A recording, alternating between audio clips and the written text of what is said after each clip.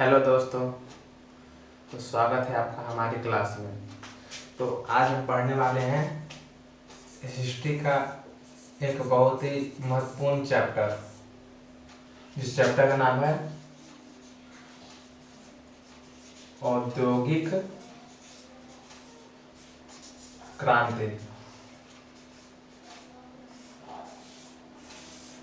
औद्योगिक क्रांति यानी कि यदि आपको हिस्ट्री बहुत अच्छे से समझना है, मतलब पूरी की पूरी यदि आपको वर्ल्ड हिस्ट्री जिसको हम बोलते हैं वर्ल्ड हिस्ट्री यदि आपको अच्छी तरीके से समझनी है तो आप इस पोर्शन को स्किप नहीं कर सकते हो।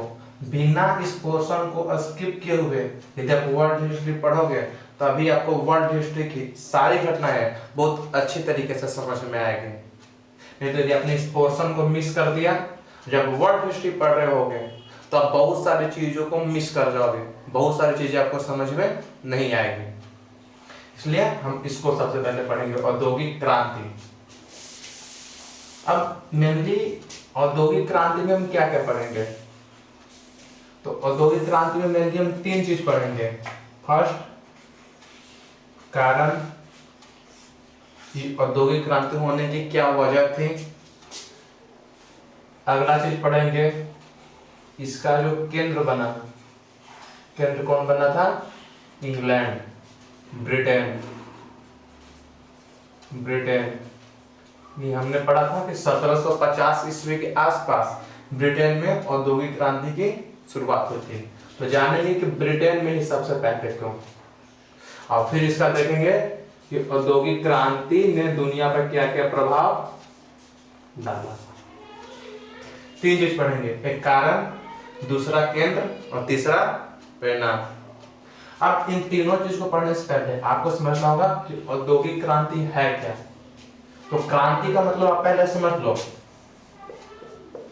क्रांति का मतलब क्या होता है। क्रांति का मतलब है, जब सीधा सीधी बोले तो आप समझने की कोशिश करना कि जब भी कोई पुरानी व्यवस्था होगी यानी ओल्ड ऑर्डर होगी, ये ओल्ड ऑर्डर खत्म हो जाएगा और एक नई व्यवस्था आएगी, इसके जगह पर न्यू ऑर्डर आएगा। तो ये ओल्ड ऑर्डर जब न्यू ऑर्डर में चेंज होता है तो इसको हम बोलते हैं क्या?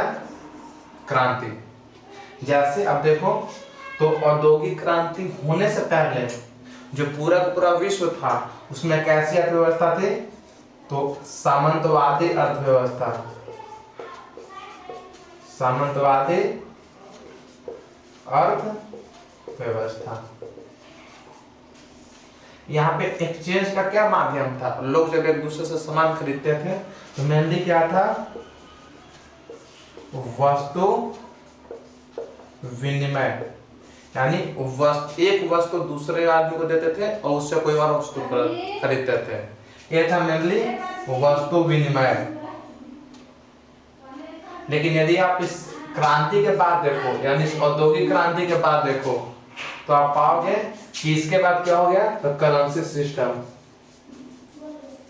करेंसी सिस्टम आ गया। इसके बाद क्या आ गए? बैंक्स आ गए जो इकोनॉमी को चेंज कर दिए। इसके बाद क्या आ गए? स्टॉक आ गया। इसके बाद क्या आ गया? बिटकॉइन आ गया। यानी यहाँ पे आप इकोनॉमी को देखो तो बहुत सिंपल सा इकोनॉमी है, वस्तु विनिमय के प्रणाली, यह सामंतवादी अर्थव्यवस्था में। लेकिन जब औद्योगिक क्रांति हुई, उद्योग आया, तो इसकी वजह से करेंसी सिस्टम, न्यू ऑर्डर में ये सब करेंसी सिस्टम, बैंक, स्टॉक, ये बिटकॉइन। तो जो पुराना व्यवस्था था यहाँ पे खत्म हो गया, अब एक नई व्यवस्था ने जन्म लिया और इसी को हम क्या बोलेंगे? क्रांति।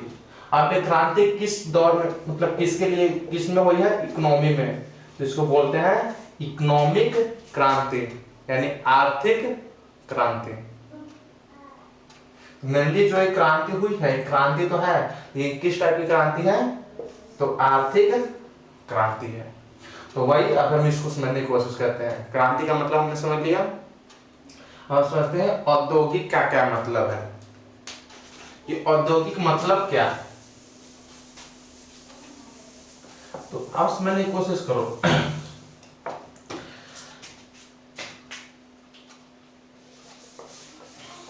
जब वर्ल्ड ट्रेड होना शुरू हुआ, वर्ल्ड ट्रेड, पूरे विश्व से जब व्यापार होना शुरू हुआ तो अब क्या हुआ कि मांग इतना बढ़ गया, मतलब पूरी दुनिया में वस्तुओं की मांग इतना बढ़ गई कि अब उसे मानव पूरा नहीं कर सकता था, यानी अब उसे ह्यूमन प्रोडक्शन के माध्यम से पूरा नहीं किया जा सकता था। इस मांग को पूरा करने के लिए उन्हें एक नई टेक्नोलॉजी की आवश्यकता थी, न्यू टेक्नोलॉजी की आवश्यकता थी, एक ऐसी टेक्नोलॉजी जो अब जो पूरा का पूरा विश्व में जो मांग है उसको क्या कर सकते हैं, पूरा कर सके।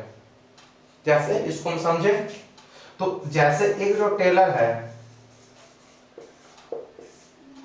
अब एक दिन में कितना मुश्किल से शर्ट पैंट बना सकता है, 2 सेट। ये मानव प्रोडक्शन है, 2 सेट से ज्यादा नहीं कर सकता है, हार्डली से हार्डली करे तो 3, उससे भी ज्यादा मेहनत करे तो 4। लेकिन यदि मांग इतना हो कि एक दिन में 1000 सेट का मांग हो, तो अब यहाँ पर मानव इस मांग को पूरी नहीं कर सकता है। अब इस मांग को पूरा करने के लिए एक नई टेक्नोलॉजी चाहिए, एक ऐसी टेक्नोलॉजी जो किसी भी मांग को क्या कर सकती थी, पूरी कर सकती थी।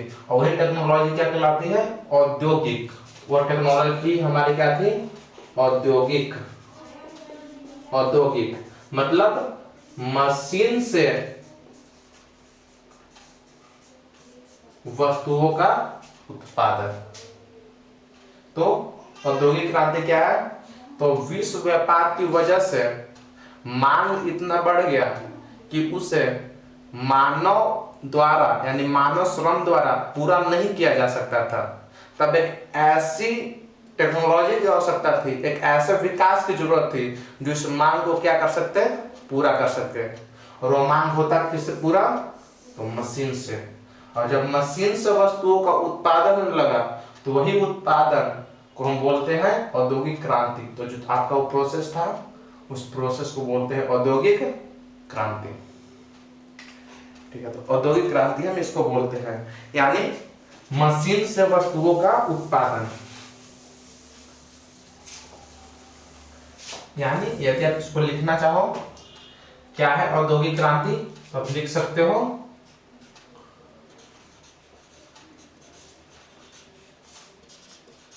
मशीन से वस्तु का क्या उत्पादन, ये जब होने लगा तो उसको बोलते हैं औद्योगिक क्रांति। अब इसकी प्रोसेस कहां पे शुरू हुई थी, तो इंग्लैंड में। सबसे पहला जो औद्योगिक क्रांति का जो सेंटर बना, उस सेंटर कौन बना, इंग्लैंड, और उसी को हम बोलते हैं ब्रिटेन। तो मेनली हम इसके पढ़ते हैं सबसे पहला चीज कि औद्योगिक क्रांति की जरूरत क्या थी। एक तो थी वर्ल्ड ट्रेड, वो हम समझ चुके हैं। और क्या जरूरत है, तो यदि इसकी हम जरूरत को देखें यानी इसके कारण को देखें यहाँ पे, तो मेनली यहाँ पे हम 4 इशू पढ़ेंगे। एक, विश्व व्यापार। पहला कारण क्या है, विश्व व्यापार यानी वर्ल्ड ट्रेड। अगला चीज क्या चाहिए हमको, तो मशीन लगाने के लिए पैसा चाहिए यानी पूंजीवाद। दूसरा कारण क्या बना, कैपिटलिज्म। Capitalism, capitalism. तीसरा कारण क्या बना, अब मेरे पास विश्व व्यापार एक वजह है, मेरे को पैसा भी मिल गया, तो अगला चीज चाहिए हमको मशीन। तो उसके लिए आविष्कार एवं खोज, न्यू इन्वेंशन एंड डिस्कवरी। और लास्ट में हमको चाहिए जब हम मेरे पास बाजार आ, जब मेरे पास व्यापार होने लगा तो पैसा आएगा, इस पैसा को इन्वेस्ट करेंगे और आविष्कार एवं खोज में। तो हमको क्या चाहिए इसके बाद, रॉ मटेरियल यानी कच्चा माल। उद्योग में जरूरत है और यहाँ से जो गुड्स बनेगा उसको बेचने के लिए बाजार। तो मेनली औद्योगिक क्रांति होने की 4 वजह। पहला विश्व व्यापार, दूसरा पूंजीवाद, तीसरा आविष्कार एवं खोज, और चौथा कच्चा माल एवं बाजार। और यही जो चीज है, ये चीज उद्योग के लिए ऑक्सीजन है।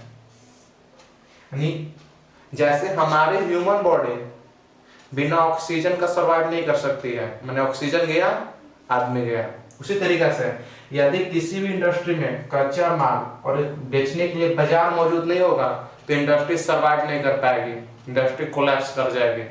तो ऑक्सीजन है वो कच्चा माल और बाजार, और इसी ऑक्सीजन की वजह से बाद में एक चीज का जन्म होता है बाजार के लिए, जिसको बोलते हैं उपनिवेशवाद या साम्राज्यवाद। तो मेनली आपका इतना वजह है, आप इसको नोट कर लें। ठीक है, तो अपना नेक्स्ट हेडिंग देखते हैं। जो पहला मेरा था, क्या था? वर्ल्ड ट्रेड, यानी कि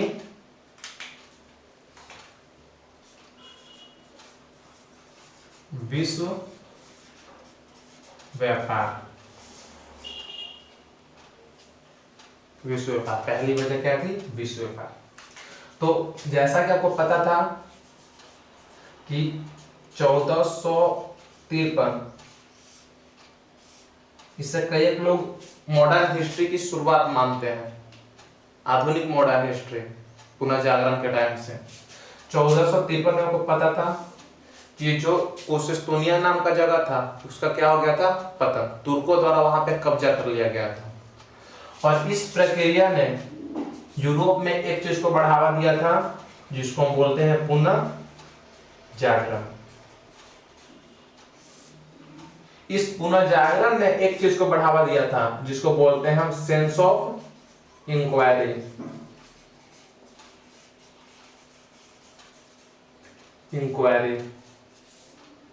इस सेंस ऑफ इंक्वायरी की वजह से एक चीज बहुत ज्यादा बढ़ावा मिला था, ज्योग्राफिकल डिस्कवरी।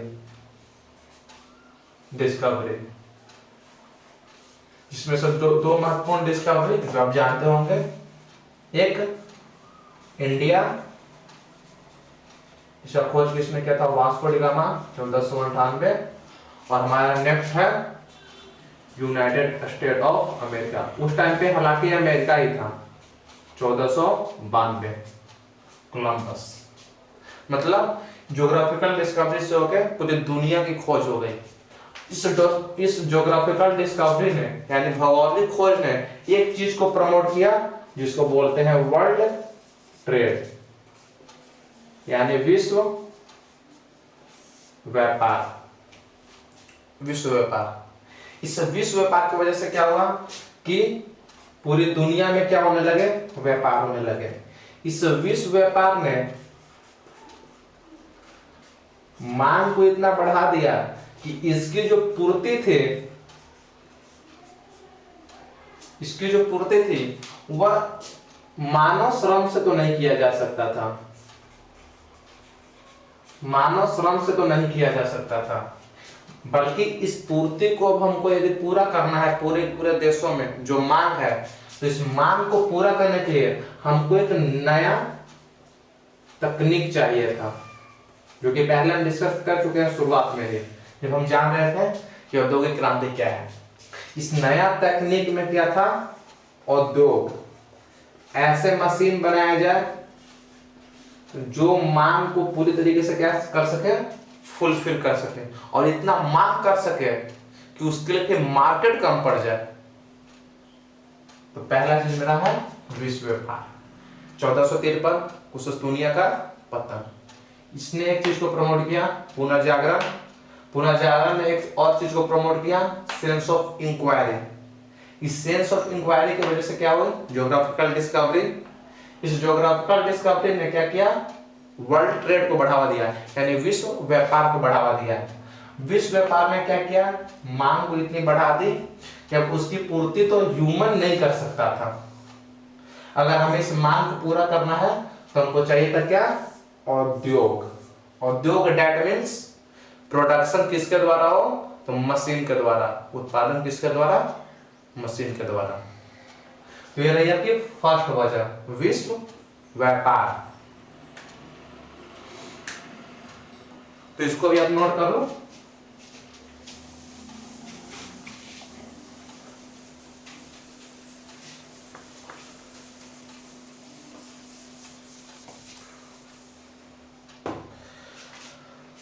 अब हमारी जो सेकेंड चीज है वो है पूंजीवाद, कैपिटलिज्म। मीनिंग देख लीजिएगा, कैपिटलिज्म, पूंजीवाद। अब ये पूंजीवाद क्या है इसको हम समझेंगे। सबसे पहले समझते हैं कि पूंजीवाद की शुरुआत कब हुई, तो इसका बर्थ कब हुआ। इसका बर्थ हुआ 15th सेंचुरी में।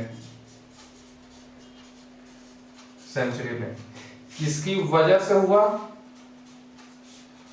तो किसकी वजह से, वर्ल्ड ट्रेड की वजह से, यानी कि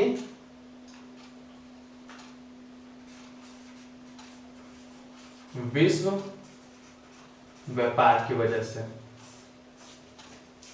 जब व्यापारी लोग पूरे विश्व में व्यापार करने लगे तो उनके पास पैसा इकट्ठा होने लगा। अब यही जो पैसा इकट्ठा होने की प्रक्रिया है इसी को बोलते हैं, जब व्यापारियों के पास बहुत ज्यादा पैसा इकट्ठा होने लगता है तो इसी को बोलते हैं हम कैपिटलिज्म।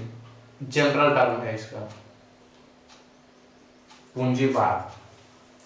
यदि आप इसका बेसिक सा मतलब समझो कि इसका बेसिक मतलब क्या है,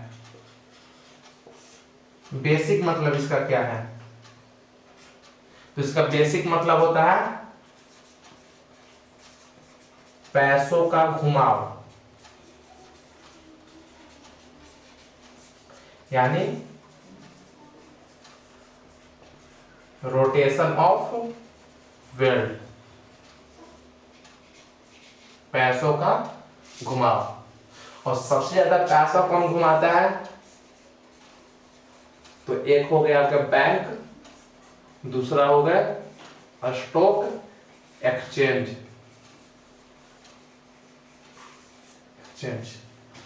अब बैंक आपके पैसे को कैसे घुमाता है, तो मानो कि आपने जो भी बैंक में पैसा जमा किया उस पैसे को बैंक में लिया, किसी को उसने ऋण दे दिया, उसने इसी को स्टॉक एक्सचेंज में डाल दिया, इसी से उसने बहुत सारी चीज करनी शुरू कर दी। यानी यदि आपने बैंक को पैसा दिया तो बैंक आपको सूद दे रही है और उसी पैसे से बैंक कमा भी रही है।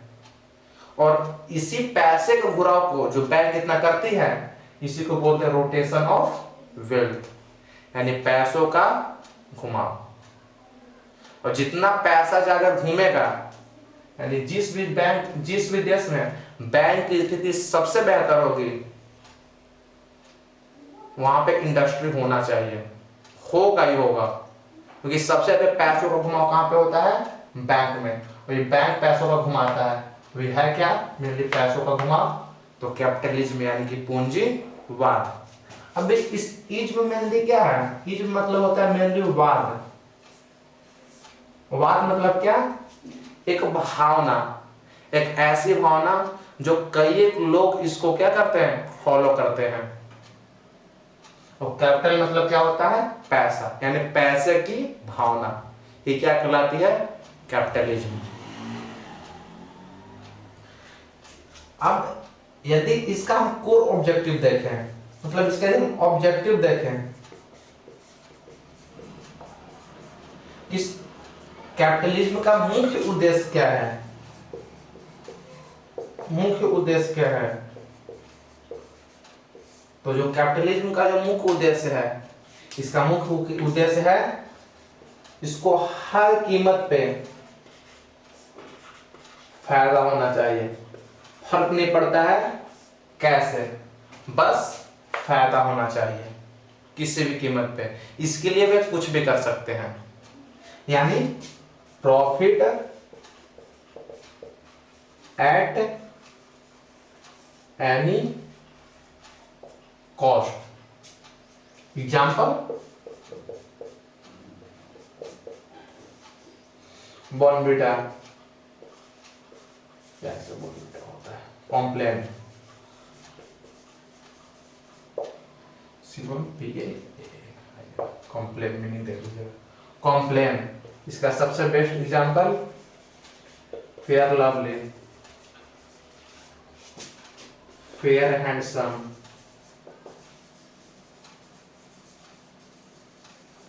Fair handsome, Complan, Bournvita, Horlicks. और आजकल तो आप सेंट बोल लो, इसमें क्या होता है सिग्नेचर, सिग्नेचर। ये जब आदमी बिना सेंट लगाए हुए गया है किसी क्या बोलते उसको बोलते हैं किसी फंक्शन में, तो उसको कोई नहीं पूछ रहा है, उसने एक अच्छा सा सेंट मार लिया, डिओ मार लिया, तो बस लड़कियां गिरी जा रही है। ऐसा होता नहीं है, लेकिन चूंकि उसको बेचना है तो किसी भी तरीके से, जैसे तंबाकू,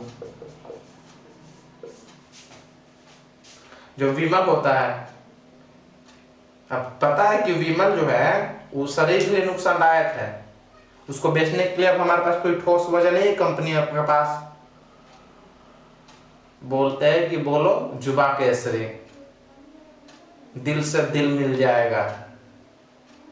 ये सारी की सारी वजह है जो इसके कोर ऑब्जेक्टिव को दिखाती है कि इसको बस प्रॉफिट चाहिए किसी भी कीमत पे। कॉम्प्लेन, बॉर्नवीटा कि बच्चे की दिमाग की शक्ति बढ़ाए, उसकी माँ उसको 3 साल से घोर के पिला रही है दूध के साथ, फिर भी उसको नहीं कुछ हो रहा है। हड्डी की मजबूती बढ़ाए, गांव में तो नहीं था हमारे टाइम पे ऐसा, फिर भी बहुत सारे लोग बहुत मजबूत है। वह इसका कोर ऑब्जेक्टिव। अभी फेयर लवली 7 दिन में गोरापन पाए,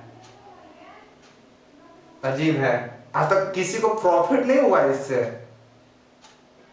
लेकिन हाँ खूब बिक रहा है। अब लड़कों के लिए फेयर हैंडसम, लेकिन इससे होना कुछ नहीं है। मेनली यूएस का कोर ऑब्जेक्टिव।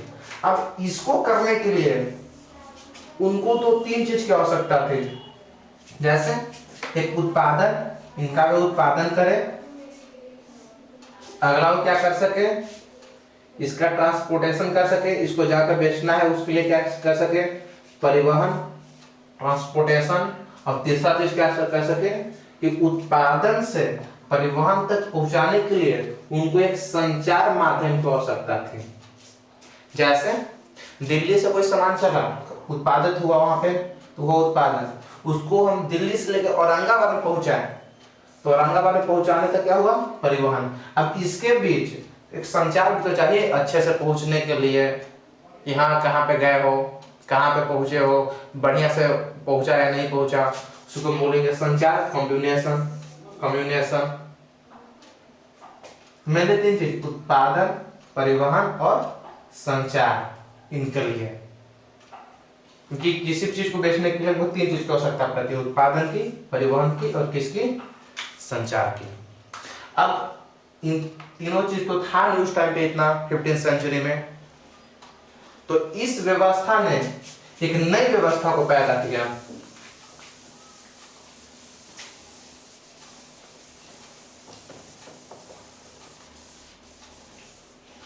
इस व्यवस्था ने एक नई व्यवस्था को पैदा किया, क्योंकि ये प्रोडक्शन करना है, उत्पादन करना है, संचार करना है, तो उसको है नहीं हमारे पास, तो इसने चीज को बढ़ावा दिया, आविष्कार एवं खोज।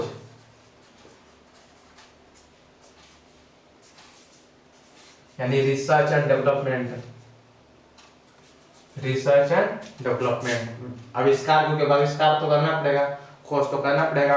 अब इसके लिए हमको क्या करना पड़ेगा, तो रिसर्च करनी पड़ेगी, research and development, research and development. और इस आविष्कार और खोज को करने के लिए हमको हर चीज के बारे में जानना होगा, उसके लिए रिसर्च एंड डेवलपमेंट करना होगा। पर इसके लिए पैसा कहां से आया, तब आप देखोगे कि ब्रिटेन में रॉयल सोसाइटी बनती है, रॉयल सोसाइटी।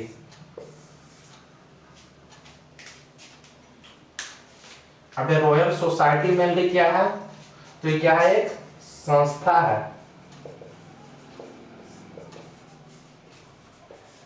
पूंजीपति तथा उद्योगपतियों का। यह संस्था क्या करती है, इस रिसर्च एंड डेवलपमेंट के लिए पैसा फंड करती है। जैसे आप बोलोगे कि कोई रिसर्च, कोई रॉयल सोसाइटी का नाम बताओ, तो रॉयल सोसाइटी है royal society of Britain, royal society of Britain. In royal society का काम क्या था, इस रिसर्च एंड डेवलपमेंट के लिए क्या कर सके, वो पैसा फंड कर सके। कैपिटलिज्म ने क्या किया कि रिसर्च एवं डेवलपमेंट के लिए पैसा फंड करना शुरू कर दिया। जब पैसा फंड हो जाएगा, आपको पता है कि आविष्कार तो होना स्वतः है, तो आविष्कार एवं खोज, इनोवेशन एंड डिस्कवरी, आविष्कार एवं खोज। इसमें बहुत सारे इस टाइम पे देखोगे कि करीब इसी टाइम के आसपास 15 16 सेंचुरी 17 सेंचुरी के आसपास बहुत सारी खोज हुई, जिसमें टेलीफोन की खोज हुई, भाप इंजन की खोज हुई, बहुत सारी मशीनों की खोज हुई, बहुत सारी मशीनों की खोज हुई। तो मेनली विश्व व्यापार ने एक चीज को पैदा किया, कैपिटलिज्म को, उससे पैसा आया।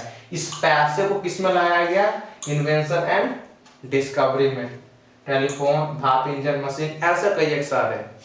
इसलिए आप यदि गौर से यदि आप देखोगे खोजों को, तो आप ऐसा पाओगे कि जो अधिकतर खोजें हैं वो यूरोपीय कंट्रियों द्वारा किया गया है, क्योंकि रॉयल सोसाइटी यहीं पे बनी थी। अब इन्होंने ही इन्वेंशन एंड डिस्कवरी के लिए क्या दिया था, पैसा दिया था। तो तीसरी चीज रही हमारी आविष्कार एवं खोज। इत्यादि इसमें बहुत सारी खोजें हैं, बल्ब का खोज हुआ, बिजली का खोज हुआ, बहुत सारी खोजें हैं। अब हम देखते हैं अपना चौथा, ऑक्सीजन।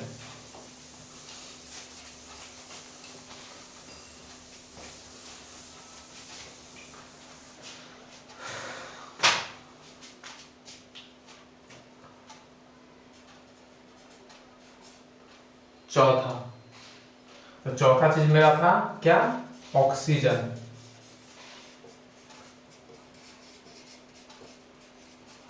ऑक्सीजन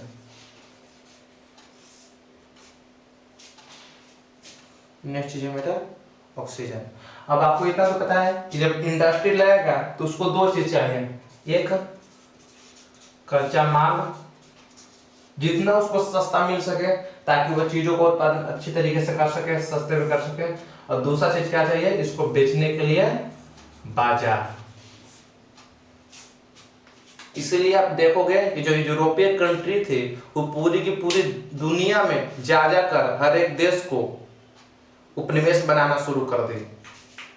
जैसे अब देखो, अब इस कच्चा माल, इस बाजार ने एक चीज को बहुत ज्यादा प्रमोट किया, जिसको बोलते हैं उपनिवेशवाद या साम्राज्यवाद। अब मेनली उपनिवेशवाद क्या है, तो किसी भी देश के आर्थिक तथा सामाजिक, आर्थिक, राजनीतिक तथा सामाजिक स्थिति को अपने अधीन कर लेना, उपनिवेशवाद। जैसे आप देखो तो जो ब्रिटेन था, ब्रिटेन, इसके दो पावर हाउस,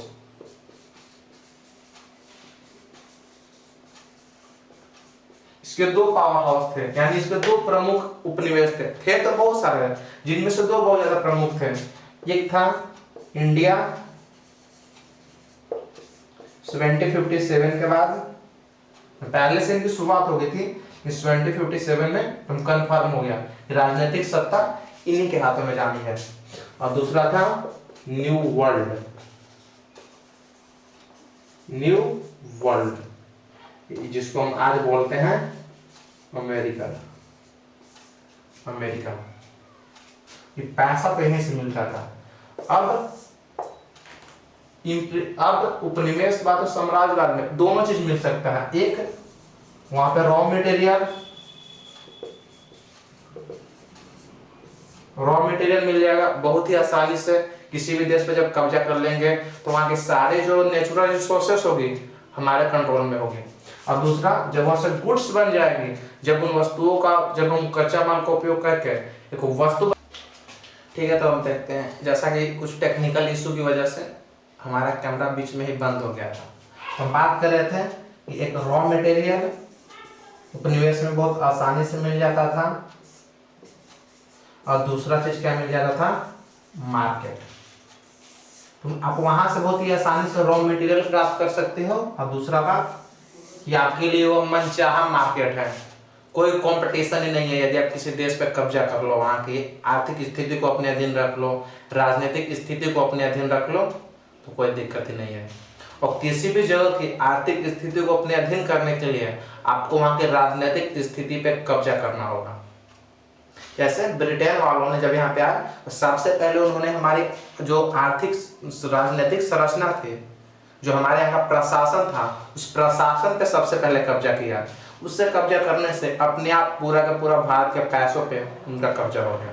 फिर उन्होंने लगातार 200 सालों तक हमारा शोषण किया। तो यदि मार्केट अब आज की तरह तो है नहीं कि टीवी के माध्यम से मार्केटिंग होगा, भावनाओं में बहला कर मार्केटिंग कर सकते हो।